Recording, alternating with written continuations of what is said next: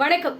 திமுக சொன்னதை எதையுமே செய்யவே இல்லைன்னு பொய் பிரச்சாரம் பண்ணிக்கிட்டு இருக்க சில சங்கிகளுக்கு இந்த வீடியோ பதிவு சரியான பதிலடியா இருக்கும்னு நான் நினைக்கிறேங்க.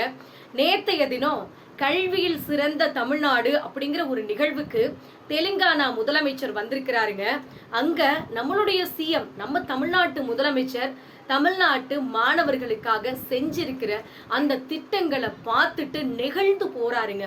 அப்ப அவர் சொல்றாரு, இந்த காலை உணவு திட்டத்தை எங்களுடைய மாநிலத்துல நான் அடுத்த கல்வியாண்டுல இருந்து அதை அமல்படுத்த போறேன் அப்படின்னு சொல்லி அவர் சொல்றாருன்னா அது எந்த அளவுக்கு சிறப்பான திட்டமா இருக்கும் அப்படிங்கிறத யோசிச்சு பார்க்கணும்.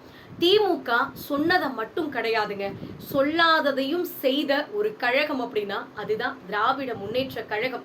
எத்தனை திட்டங்கள், புதுமை பெண் திட்டம், நான் முதல்வன் திட்டம், தமிழ் புதல்வன் திட்டம், காலை உணவு திட்டம், இப்படி எத்தனை திட்டங்களை கொண்டு வந்து இங்க பிள்ளைகள் படிச்சாங்க அப்படின்னா நிச்சயமா அவங்களோட வாழ்க்கையில யாருடைய எதிர்பார்ப்பும் இல்லாம அவங்க வாழ்க்கையில அவங்க ஜெயிக்க முடியும் அப்படிங்கிறத நிரூபித்துக்கிட்டு இருக்கிறார் நம்முடைய முதலமைச்சர். நம்முடைய முதலமைச்சர் கிட்ட கேட்கிறாங்க, நீங்க ஏன் இத்தனை துறைகள் இருக்கும்போது கல்வித்துறைக்கு இவ்வளவு முக்கியத்துவம் கொடுக்குறீங்க அப்படின்னு சொன்னதுக்கு அவர் என்ன தெரியுமா சொன்னாரா, இன்னைக்கு இருக்கிற காலகட்டத்துல யாராலையும் திருட முடியாத, அடித்து புடுங்க முடியாத ஒரு சொத்து இருக்கு அப்படின்னா அது கல்வி மட்டும்தான். அதனால தான் இத்தனை துறைகள் இருக்கு, பள்ளி கல்வித்துறைக்கு நான் இவ்வளவு முக்கியத்துவம் கொடுக்குறேன் அப்படின்னு சொல்றாருன்னா கல்வியினுடைய மகத்துவத்தை அவர் தெரிஞ்சிருக்கிறார்.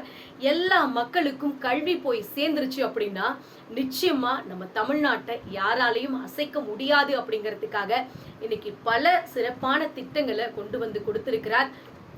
நம்முடைய துணை முதலமைச்சர் அவர்கள் சொன்ன மாதிரி பேரறிஞர் அண்ணா கொண்டு வந்த அந்த திட்டங்களை மாத்தணும்னு யாரெல்லாம் நினைக்கும் போது பயம் வருமோ, அதே மாதிரி நம்முடைய திராவிட மாடல் நாயகர் நம்முடைய முதலமைச்சர் கொண்டு வந்திருக்க இந்த திட்டங்களை எல்லாம் யாராவது மாத்தணும்னு நினைச்சாலே நிச்சயமா அவங்களுக்கும் கை நடுங்கும்.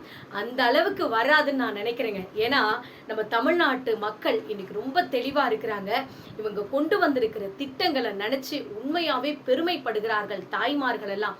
அதுலயும் இந்த காலை உணவு திட்டம் இருக்கு பாத்தீங்களா, உண்மையா சொல்றேன், என்னுடைய ஊர்ல தலைவாசலுக்கு பக்கத்துல இருக்கிற சிறுவாச்சுரு அப்படிங்கிறது நான் பிறந்த வளர்ந்த அந்த கிராமம். அந்த ஊர்ல பருத்தி தான் அதிகமா விவசாயம் பண்ணுவாங்க.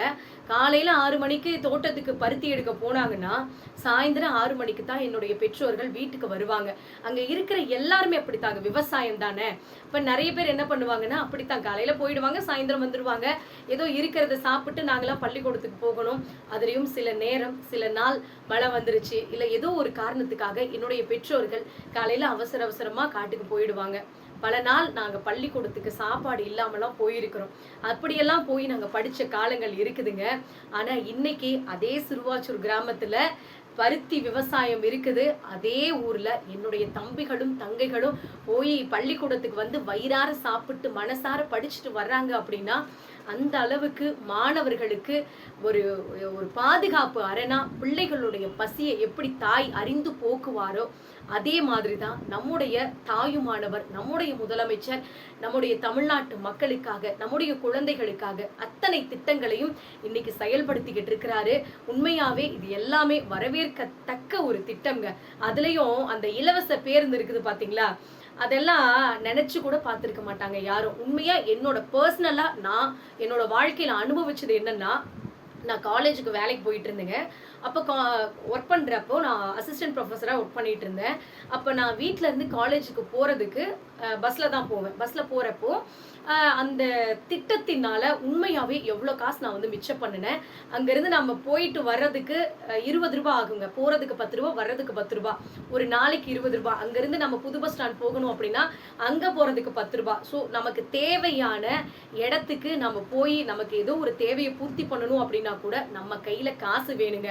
நான் வேலைக்கு போனேன் அப்படின்னா அந்த வேலைக்கு அதுல இருக்கிற பாதி காசு நம்மளுக்கு பஸ்ஸுக்கே சரியா போயிடும். ஸோ நிறைய பேர் எல்லாருமே அதிகமான சம்பளத்துக்கு வேலைக்கு போறாங்களா அப்படின்னு கேட்டா நிச்சயமா கிடையாதுங்க.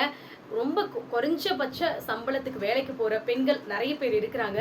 அவங்க குடும்பத்தையும் பார்க்கணும், குழந்தைகளையும் பார்க்கணும், இன்னைக்கு வேலைக்கும் போகணும் அப்படிங்கிற அந்த டைம்ல நிதி நெருக்கடியை அவங்களால சமாளிக்கவே முடிஞ்சிருக்காது.